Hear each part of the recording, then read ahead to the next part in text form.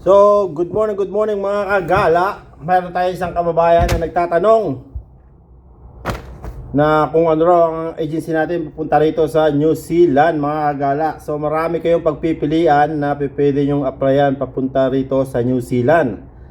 So, ang agency ko kasi which is hindi na siya pwede magpalis papunta rito sa New Zealand gawa ng naireklamo siya sa over charges ng placement fee before nung pagpunta namin dito. Syempre malaki pa placement fee namin so hindi na siya na-cancel yung kanyang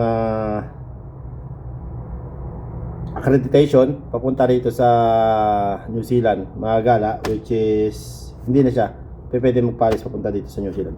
So pwede siya sa ibang bansa, then hindi nga lang dito. So marami naman kayo pwedeng applyan sa New Zealand. Maraming agency na pwedeng applyan. So pwede nyo subukan ito,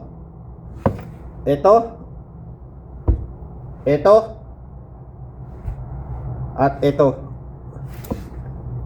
at marami pang iba dyan. So kayo na lang ang bahala kung ano ang choice nyo dyan.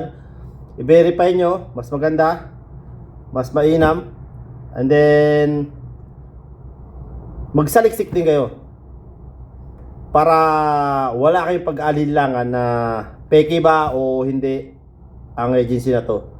Gawa ng kayo rin ang mag-apply. So pag nag-apply kayo, saliksikin nyo maigi kung tama ba, kung totoo ba to o legit ba tong agency na to, then saka nyo subukan para wala kayong pagsisisihan. Hindi kayo, wag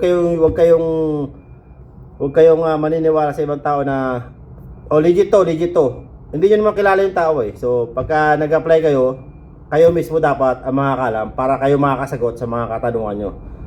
So pinapaalala ko lang, hindi tayo part ng agency o anumang broker o anumang